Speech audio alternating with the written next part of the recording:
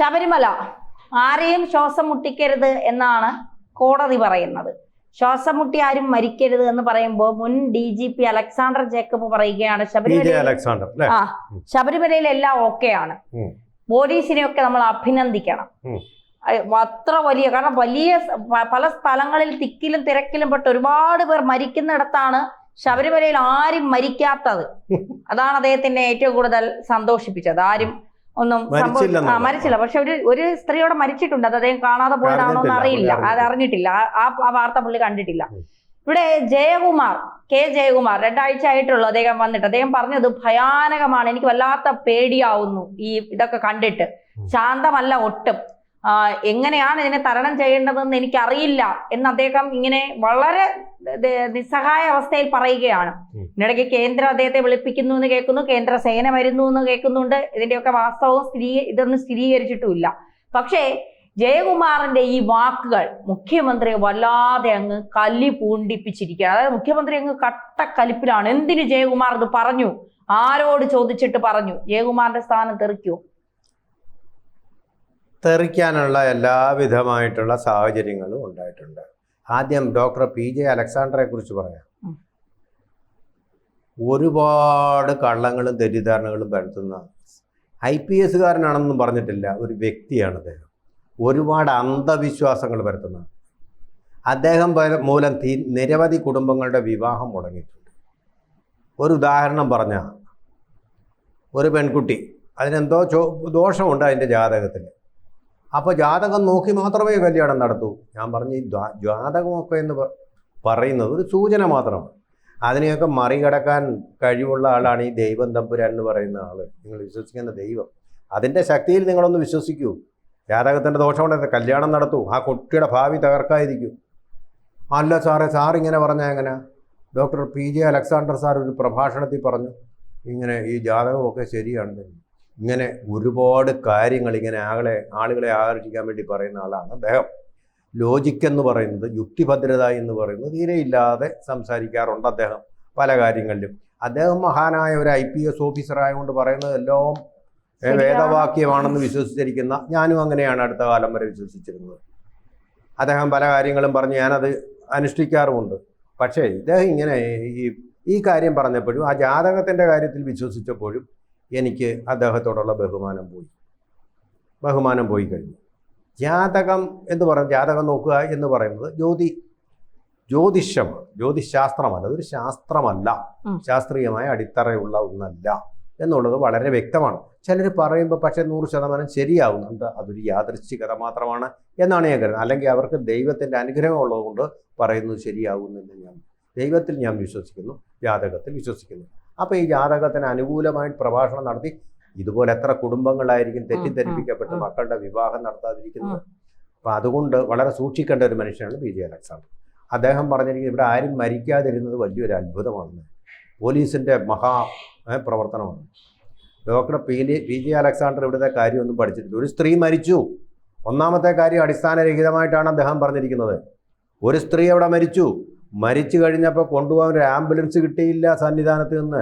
200ഓളം ആംബുലൻസുകൾ അവിടെ ഉണ്ടെന്നാണ് പറയുന്നത്. ഒരെണ്ണത്തിൻ്റെ പോലും സേവനം പാവപ്പെട്ട കർണാടകക്കാരിയായി ഈ സ്ത്രീക്ക് ലഭിച്ചില്ല. കൊണ്ടുപോകാൻ എന്ത് ചെയ്യണമെന്നറിയാതെ ആ കുടുംബം ഉഴലുകയായിരുന്നു. അങ്ങനെ വളരെ കഷ്ടനഷ്ടങ്ങൾ സഹിച്ചുകൊണ്ട് ആ കുടുംബം സ്വന്തം ചെലവിൽ അങ്ങോട്ട് പോയത്. കൊണ്ടുപോയി കഴിഞ്ഞപ്പോൾ ഇപ്പോൾ ജയകുമാർ പറയുന്നു അതിൻ്റെ പൈസ എല്ലാം ഞങ്ങൾ കൊടുക്കുമെന്ന്. അല്ല ജയകുമാർ, താങ്കളൊരു IAS കാരനും കവിതയൊക്കെ എഴുതുന്ന ആളുമല്ലേ? ആ ഹൃദയത്തിനൊരു കാരുണ്യം വേണ്ടേ? അല്ലെങ്കിൽ കൊടുക്കുന്നത് നല്ലത് തന്നെ, പക്ഷേ അവിടെ സഹായം, ആ സേവനം ആ നിമിഷം എത്തണം.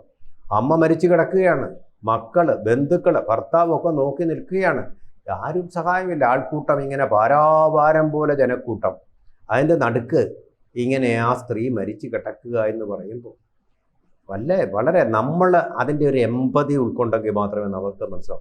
നമ്മുടെ അമ്മയായിരുന്നു, അത് ചിന്തിക്കുമ്പോഴേ നമുക്കത് മനസ്സിലാവും. അതിൻ്റെ ദുഃഖഭാരം, അതിൻ്റെ ആശയക്കുഴപ്പം, എന്തിനി ചെയ്യേണ്ടു എന്നറിയാതെ ഉഴലുന്ന ഒരവസ്ഥ മരിച്ചു കിടക്കുമ്പോഴും.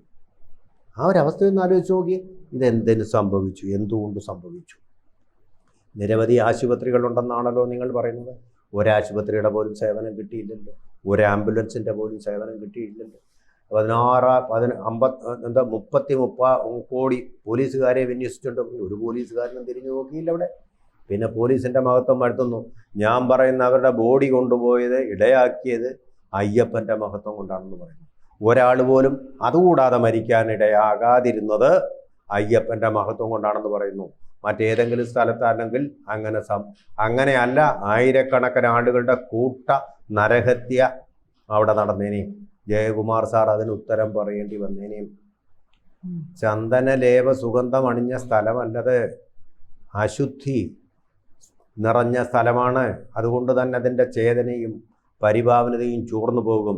എങ്ങനെയാണ് ശബരിമലയിൽ പോകേണ്ടതെന്ന് നമ്മളോട് പൂർവികന്മാർ പറഞ്ഞു തന്നിട്ടുണ്ട്, ഗുരുസ്വാമിമാർ പറഞ്ഞു തന്നിട്ടുണ്ട്. മനസ്സ്, ശരീരം ഇതെല്ലാം ശുദ്ധമായിരിക്കണം, വസ്ത്രവും ശുദ്ധമായിരിക്കണം. അങ്ങനെയാണോ പോകുന്നത്? വിയർത്ത് നാറി ശരീരം ശുദ്ധമാവുമെന്ന് പറഞ്ഞ് ശരീരത്തിൻ്റെ ആവേഗങ്ങളെല്ലാം അവിടെ നിയന്ത്രിക്കപ്പെടണം. ആവേഗങ്ങളാൽ നിയന്ത്രിക്കപ്പെടുകയല്ല, ആവേഗങ്ങൾക്ക് ശമനമുണ്ടാകണം. മൂത്രശങ്കയായാലും മറ്റു ശങ്കകളായാലും അത് ശമിപ്പിക്കാൻ ആണുങ്ങളായാലും പെണ്ണുങ്ങൾക്കായാലും സൗകര്യം വേണം. ഉണ്ടോ ഇവിടെ? സ്വയം ആത്മപരിശോധന നടത്തൂ. കക്കൂസിൽ വെള്ളമില്ലാതെ കുറേ കക്കൂസുകൾ കെട്ടിയിട്ട് കഴിയുമ്പോൾ പരിസരം കൂടെ, അയ്യപ്പനിരിക്കുന്ന പരിസരം കൂടെ, അയ്യപ്പന് മൂക്കിൽ പിടിക്കാൻ കൈ ഉയരുകയില്ല. ഇവിടെ ശുദ്ധമായിരിക്കണം സങ്കേതം. കർപ്പൂര മലകളുടെ കത്തിയെരിയൽ കൊണ്ടോ ചന്ദനത്തിരികളുടെ കത്തൽ കൊണ്ടോ തീരാത്ത ദുർഗന്ധം ഉണ്ടാകുന്നുണ്ട് പരിസരത്ത്. പലർക്കും ആഹാരം കിട്ടാറില്ല, കുടിക്കാൻ വെള്ളമില്ല. ചുക്കുവെള്ളം ഞങ്ങൾ ഇത്രയും ഉണ്ടാക്കിയിട്ടുണ്ടെന്ന് പറഞ്ഞ് കാര്യമില്ല. ദാഹിക്കുന്ന വരണ്ട തൊണ്ടകളിലേക്ക് അത് ലഭിക്കുന്നില്ല. Collapse, everything is in collapse. The administration is in collapse, coordination is in collapse, regulation is in collapse. അപ്പോൾ ജവാൻ, നിങ്ങൾക്ക് അവിടെ ഇരുന്ന് പറയാം, എനിക്കറിയാം എൻ്റെ കഷ്ടപ്പെടും. ഓഫ് കോഴ്സ് വലിയൊരു ഉത്തരവാദിത്വമാണ് താങ്കൾ ഏറ്റിരിക്കുന്നത്. വലിയൊരു IAS ഓഫീസറാണ് താങ്കൾ. ഇത് നിങ്ങൾ മാത്രമായിട്ട് ചെയ്യേണ്ട കാര്യമല്ല. അയ്യപ്പ സേവാ സംഘം പണ്ട് അവിടെ ഉണ്ടായിരുന്നു. നിങ്ങൾ ചെയ്തില്ലേ? നിങ്ങളവരെ ഡീആക്ടിവേറ്റ് ചെയ്തില്ലേ? അപ്പോൾ അവർക്ക് എന്തെങ്കിലും ചെയ്യാൻ പറ്റുമോ? അവരുടെ അന്നദാനമൊന്നും വേണ്ട, വിപ്ലവകാരികളായ ഞങ്ങൾ ദാനം കൊടുത്തുകൊള്ളാം ഗവൺമെൻറ് പറഞ്ഞു. പക്ഷേ വിശക്കുന്ന വയറുകളിലേക്ക് അത് എത്തുന്നുണ്ട്.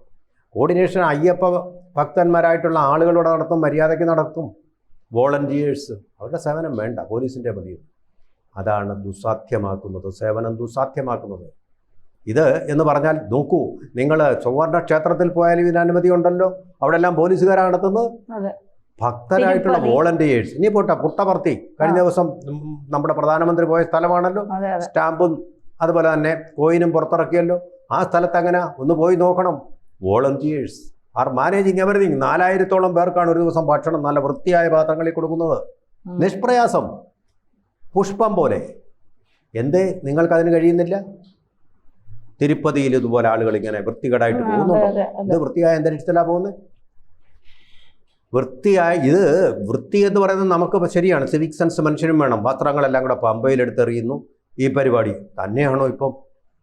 വേറൊരു കാര്യം കൂടെ ആലോചിക്കണം. ഇപ്പൊ പമ്പയിലൊന്നും മുങ്ങി കുളിക്കാൻ പറ്റുമോ? ഇല്ല, പറ്റില്ല. മുങ്ങാൻ പറ്റില്ല. മുങ്ങിയാൽ അമീബിക് മസ്തിഷ്ക ജ്വരം വരും. അതാ പറഞ്ഞിരിക്കുന്നത്. എങ്ങനെ പിന്നെ വൃത്തിയാകും? മുടിയുടെയും കൂടെ ശരീരമാസകലമല്ല വൃത്തിയായി. അപ്പൊ എവരിതിങ് ഈസ് ഇൻ ഡിസോർഡർ. പമ്പയിൽ കുളിച്ച് പാപം കളഞ്ഞ് കല്ലും മുള്ളും താണ്ടി അയ്യപ്പനെ കാണണമെന്നാണ് പറയുന്നത്. ഇപ്പൊ പമ്പയിൽ കുളിക്കാതെയാണ് ആളുകൾ പോവേണ്ടവർ. അപ്പോൾ ജയകുമാർ സാർ ചെയ്യാവുന്ന ഒരു കാര്യം ചെയ്തു, മാപ്പ് അപേക്ഷിച്ചു. നല്ല കാര്യം തന്നെ. മാന്യനായ ഒരു വ്യക്തിയുടെ, തറവാടിയായ ഒരു വ്യക്തിയുടെ ഈ മാപ്പ് ഇഷ്ടപ്പെട്ടില്ല. എന്തൊരു മാപ്പ്? നമ്മളെല്ലാം ശരിയാണ്, സഖാക്കളെല്ലാം പറഞ്ഞ് ഞങ്ങൾ എപ്പോഴും ശരി തന്നെ. തീവ്രവാദികൾ പറയുന്ന പോലെ ഞങ്ങൾ എപ്പോഴും ശരിയാണ്, ഞങ്ങൾക്ക് ആളുകളെ കൊന്നിട്ട്, കുഞ്ഞുങ്ങളെ കൊന്നിട്ട്, സ്ത്രീകളെ ബലാത്സംഗം ചെയ്തിട്ട് വി ആർ റൈറ്റ് എന്ന് പറയുന്ന ആ മനോഭാവമാണ്. ഈ മാപ്പ് കൊണ്ടൊന്നും ഇത് തീരുന്നില്ല, ദുരന്തങ്ങൾ തീരുന്നില്ല. ഇവിടെ വേണ്ട. അതുകൊണ്ടാണ് ഹൈക്കോടതി ഏർപ്പെടുത്തിക്കൊണ്ട് ക്യൂവില് എത്ര പേര്. ഞാൻ ഇപ്പൊ ഒരു പാളിച്ച കൂടി പറയാം. ജയകുമാർ എന്നാ ഈ അധികാരത്തിലേറ്റത്? എന്തായാലും നട തുറക്കുന്നതിന് മുമ്പാണല്ലോ അധികാരത്തിൽ വന്നത്. അപ്പൊ എത്ര ഉണ്ട് ആദ്യത്തെ ദിവസത്തെ ബുക്കിംഗ് എത്ര ഉണ്ടെന്ന് അദ്ദേഹത്തിന് സൂക്ഷ്മമായിട്ട് നോക്കായിരുന്നു. അപ്പൊ ഇത്രയും പേരെ കൊടുത്തോ? എങ്കിൽ ഇനി സ്പോട്ട് ബുക്കിംഗ് വേണ്ടാന്നൊരു തീരുമാനം എടുക്കുക എന്താ തടസ്സം? അദ്ദേഹത്തിന് അറിയാവുന്നല്ലേ. അദ്ദേഹത്തിന്റെ അച്ഛൻ ബഹുമാന്യനായ M. കൃഷ്ണൻ നായർ എന്ന് പറയുന്ന സംവിധായകരും ഇപ്പോൾ അദ്ദേഹം നടന്നു കയറിയിട്ടുണ്ടെന്നാണ് പറയുന്നത്. അങ്ങനെ ഉണ്ടെങ്കിൽ പിന്നെ ശബരിമലയെ താങ്കൾക്ക് അറിയില്ലേ? ഇത്രയും പേര് കയറി വരുമ്പോൾ അത് ഒരു ജീവൻ മരണ പോരാട്ടമായി മാറുമെന്ന് താങ്കൾക്ക് അറിഞ്ഞുകൂടെ? മരണം ഉണ്ടാകുമെന്നും താങ്കൾ അറിയണ്ടേ? ഇപ്പോഴാണോ? മരിച്ചു കഴിഞ്ഞിട്ടാണോ അറിയേണ്ടത്? അല്ലേ? ഒരു അഡ്മിനിസ്ട്രേറ്റർ ഒരു ദീർഘദർശനം വേണ്ടേ? ദർശനം നടത്തിയാലും ഇല്ലെങ്കിലും ദീർഘദർശനം വേണ്ടേ? അതുപോലെ മാലയിട്ട സ്വാമിമാർ അവിടെ കയറുന്ന എന്താ സ്വാമിയെ കാണാൻ കഴിയാതെ തിരിച്ചവർക്ക് പോകുന്നുണ്ട്. മാല ഊരി കളഞ്ഞിട്ട് പോകുമ്പോൾ അവരുടെ മനസ്സിലെ നിരാശ എന്ന് പറയുന്നത് ക്ഷേത്ര ചൈതന്യ പരിസരത്തിൻ്റെ ചൈതന്യത്തെ എല്ലാം കെടുത്തുന്ന കാര്യങ്ങളൊക്കെ. ഇതൊക്കെയാണ് അഡ്മിനിസ്ട്രേറ്റർ ശ്രദ്ധിക്കേണ്ടത്. പരിശുദ്ധവും പരിപാവനവുമായിരിക്കണം. മുഷിഞ്ഞ വസ്ത്രങ്ങളാൽ പോകരുത്, കുളിച്ചിട്ടേ പോകാവൂ. അതാണ് നമ്മുടെ ക്ഷേത്രങ്ങളുടെ പ്രത്യേകത. ലുങ്കി ഉടുത്തുകൊണ്ട് അങ്ങോട്ട് പോയിട്ട് കുളിക്കാതെ നനയ്ക്കാതെ അങ്ങോട്ട് കയറി ചെല്ലാനുള്ള സ്ഥലമല്ലിത്. ഈ ദർശനത്തിന്റെ പുണ്യം കിട്ടണമെങ്കിൽ, അതിന്റെ ചൈതന്യം കിട്ടണമെങ്കിൽ, അതിന്റെ ഊർജം കിട്ടണമെങ്കിൽ, പരിസരത്തിൻ്റെയും ഊർജം കിട്ടണമെങ്കിൽ ശുദ്ധമായ മനസ്സോടെ, ശുദ്ധമായ ശരീരത്തോടെ, ശുദ്ധമായ വസ്ത്രങ്ങളോട് കൂടി പോകണം. വിശക്കുന്ന വയറുകൾ കൊണ്ടും ശംഖകളോടും കൂടിയിട്ടല്ല, ആവേഗങ്ങളോടും കൂടിയിട്ടല്ല പോകണം. എല്ലാം ശാന്തമായിരിക്കണം നമ്മുടെ മനസ്സും ശരീരവും എല്ലാം. അല്ലാതെ ശാന്തി കിട്ടുകയില്ല അവിടെ. അത് തീർച്ചയായിട്ടും അതൊരു കരുതലാവണം. എണ്ണം കുറച്ച് മതി, എല്ലാ തിക്കും തിരക്കിക്കൊട്ട് വേണ്ട. ഇപ്പോൾ കോടതി പറഞ്ഞ പോലെ ഇതിലൊരു റെഗുലേഷൻ. ഇങ്ങനെ ആളുകളെ ഇങ്ങനെ കോഴിയെ പറക്കി എടുത്ത് ലോറിയിലേക്ക് എറിയുന്നത് പോലെ എറിയല്ല വേണ്ടത്. പണിയേറ്റാമ്പടി നമ്മളതാണ്. കാണാൻ പോലും സമ്മതിക്കില്ല 2 മിനിറ്റ്. നേരത്തെ എനിക്ക് തോന്നുന്നത് സാർ കാണാൻ സമ്മതിക്കാത്തത് അവിടെ ഇരിക്കുന്നത് സ്വർണ്ണം അല്ലാത്തത് കൊണ്ടായിരിക്കും. അത് അയ്യപ്പനെ മുക്കി കാണും. ഫസ്റ്റ് കം ഫസ്റ്റ് സെർവ്ഡ് എന്നുള്ളത് കുറച്ചു പേർക്ക് സ്വസ്ഥമായിട്ട് തൊഴാൻ വേണ്ടിയിട്ട് അന്തരീക്ഷമുണ്ട്. അതാണ് വേണ്ടത്. അതിനുള്ള അന്തരീക്ഷം ഉണ്ടാക്കുക. അത് ഇല്ലാതാക്കിയിട്ട് ഏത് IAS കാരൻ വന്നാലും ഏത് IPS കാരൻ വന്നാലും മാനേജ്മെന്റ് എന്നൊരു പ്രശ്നം വരരുത്. ക്രൗഡഡ് ആവാൻ പാടില്ല. അതെ, അതാണ് വേണ്ടത്. ക്രൗഡഡ് ആവാൻ പാടില്ല. അതെ.